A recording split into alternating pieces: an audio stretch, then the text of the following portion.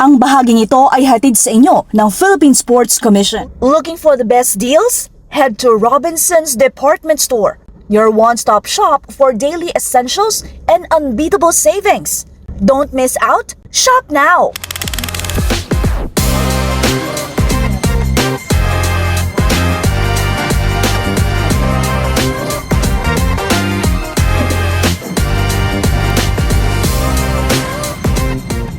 What's happening with the women's team that they seem to be struggling? Yes. Well, today is a big day for them, no? We face two top 10 ranked teams in the world. Wow. In our first game. So that's Australia, which, as you know, talagang we didn't do well in that game. They are number 2 in the world, next only to USA. And nung isang araw naman, Japan ang nakalaban natin, number 9 ranked team in the world, and we fared a lot better, no? We were trailing the whole game, but I'm really proud of how the girls never stopped fighting until the end, hanggang sa nababa natin yung lamang and naging winnable game pa, no, sa dulo. Unfortunately, we still fell short, but I think it's a good way to end the game coming into this very important game today against Lebanon. Okay, would you consider this a transition period for the women's national? It definitely is. As we know, we have two veteran players who are not with us right now. That's April Bernardino and Janine Pontejos. Kasi unfortunately, no, there are orders that all military athletes cannot travel to China or any of its territories. So we have to stay without them.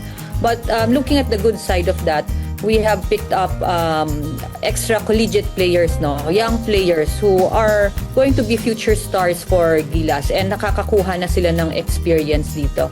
And if you see how Coach Pat has played the team, all 12 players have been playing in this past 3 games. So talagang it's a good experience for the young ones. Okay, looking ahead, no, there's some big news on the front for women's basketball in the country. It's the country's about to host the Fiba Asia Women's Cup in 2027.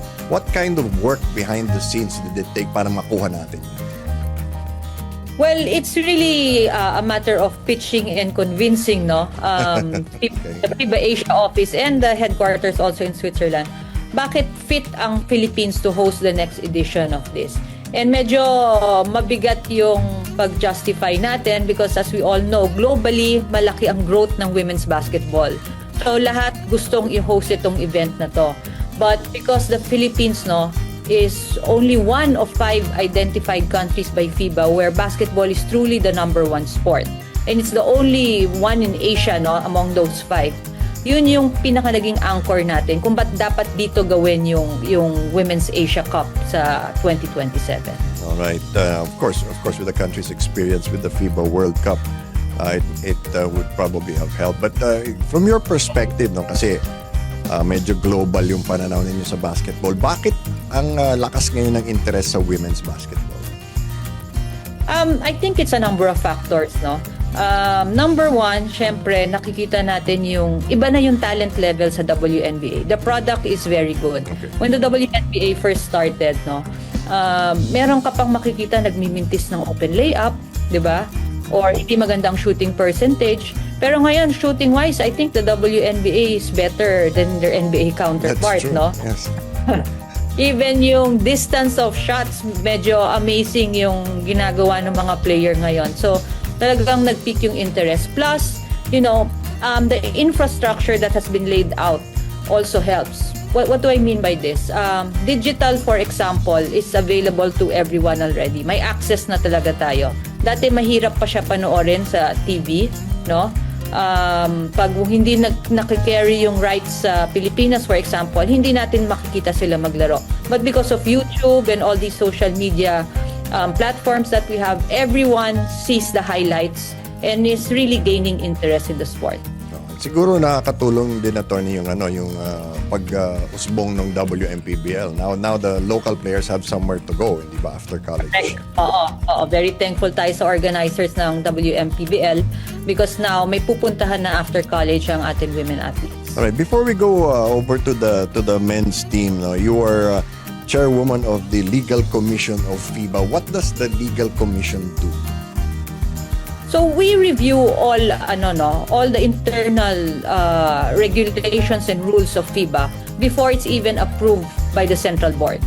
So in other words, lahat ng mga policies, for example, kagaya ng recently we were able to recommend or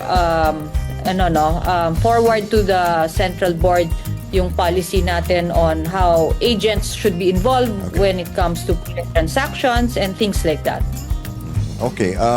What about the policy of having to say which country you're going to play for before the age of 16, which seems which has been problematic for us kasi marami tayong player na hindi nakakapaglaro sa Gilas. Mababago pa kaya yun? I believe so, no? It's hard to say kung kailan, pero ang mundo natin naman keeps changing, and I'm very confident that FIBA is not one na naiiwan sa naiiwanan ng panahon. Mag-a-adapt yan kung ano yung tama para sa sport of basketball. So when the time comes, and I think soon, makikita nila na basketball is really global, nations are borderless. So they will make adjustments to these rules, no. Of course, balancing fair play among all the nations, the federations. Well said, Attorney. Ang bahaging ito ay hatid sa inyo ng Smart Sports. Ang Gilas Pilipinas men's team naman, in what shape are they in as of now? Well, they're starting to practice. So I would say they're in better shape than what we envisioned because si Coach Tim naman never thought that we would practice before the 25th, I believe, or the 27th of July. But he started calling practice since last week kahit naglalaro pa yung Ginebra sa PBA. Tapos ngayon pahinga na yung Ginebra sa sa PBA. Araw-araw na silang nagpa-practice under his lead. Okay. What's the goal for this year for the men's team? Well, we always go for the gold. Okay. Definitely. Diba? I do think it's a realistic expectation. I'm very confident in Philippine basketball in general, that we are really one of the best in Asia. And there's no reason naman for us not to be able to compete with the likes of, the top 3 teams last time was Australia, Lebanon, and New Zealand. We've already shown that we can compete with New Zealand. We beat them here at home. And I think malakas naman yung tsansa natin. Pero sa mga short tournaments like this, Bill, it's really about gaining the momentum at the right time. Diba? Kung kailan tayo magpipeak. Pag mag-peak tayo in the quarters, baka magtuloy-tuloy tayo. And that's what we're hoping for. Okay. Last Olympic cycle, we came very close to making it even though that was not really the plan. But for LA in 2028, ano pa po ang kailangan mangyari para makapasok na tayo sa Olympics? So na-map out na rin natin ito, There are 2 ways to get into the Olympics. The first window that will open for us is through the World Cup. Okay, so obviously, kailangan muna natin mag-qualify for the World Cup, and the qualifying windows begin in November. Okay, so we will be competing in those windows, and once we make it to the World Cup, hopefully we really do, what happens there is if we end up as the number 1 Asian team, and when we say Asia for this purpose, it really means our zone alone, not including Australia and New Zealand. Okay. So tayo yung pinakamalayong maabot na Asian team during that World Cup, automatically qualified na tayo. This is how Japan got in 2024 for Paris, Kasi nung 2023 World Cup, sila lang yung Asian team na nakatawid ng second round. Yes. So automatic sila na yon. Okay? The second way is if you're still a top Asian team, kahit na hindi ikaw yung una sa World Cup, maglalaro ka dun sa ating tinatawag na Olympic qualifiers, which we did naman in the previous edition. Now, there are 4 slots in the Olympic qualifiers kasi 4 locations yung tournament, 4 tournaments. And the number 1 team in each of those tournaments will be the final 4 entrants of the Olympics. And obviously, that's the harder route kasi ang mga kalaban mo dyan is yung mga top European and America's teams na hindi nakapasok ng diretso because of the World Cup. So mga desperado na yung kalaban mo doon. Totoo. If I can also, if I can ask, as Executive Director of the SBP, how challenging is this job for you?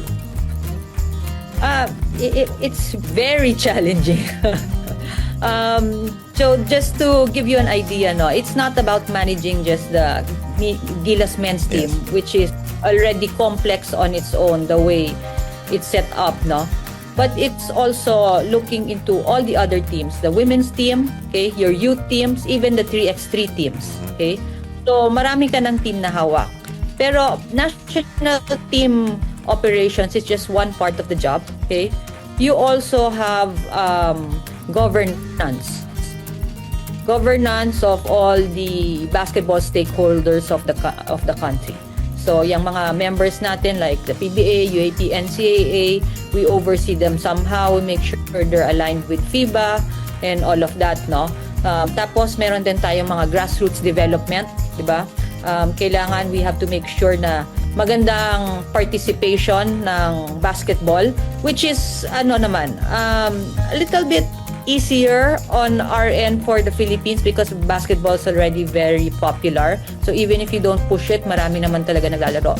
But it's now a case of trying to put the quality in instead of just numbers, for the federation. So si Coach Norman is taking us in that, sa talent identification and development natin.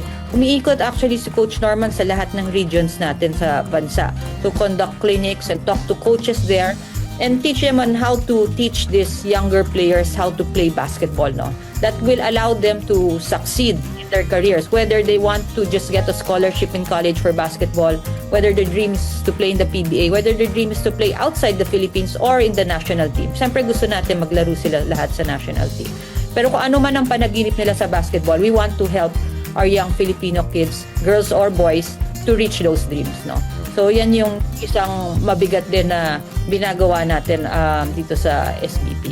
Okay. With the appointment of former PBA Chairman Pato Gregorio as the new chairman of the Philippine Sports Commission, and he's a well-known sports and basketball person, does this make your job even easier? Yes, definitely.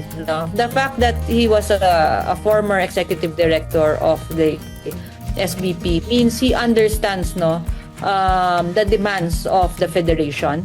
So that's one. Number two, he's very supportive with hosting tournaments, which the SBP is sort of known for already, in the region. So tama-tama itong 2027 nakakuha tayo ng hosting, just as he sat as chairman. And in fact, he's flying here to observe also the game para we can really work together in bringing the 2027 Women's Asia Cup in the Philippines and delivering it. Okay, thank you very much for your time, Attorney Erica. I know how busy you are. Thank you for granting us this interview. Okay, thank you, Bill. PI.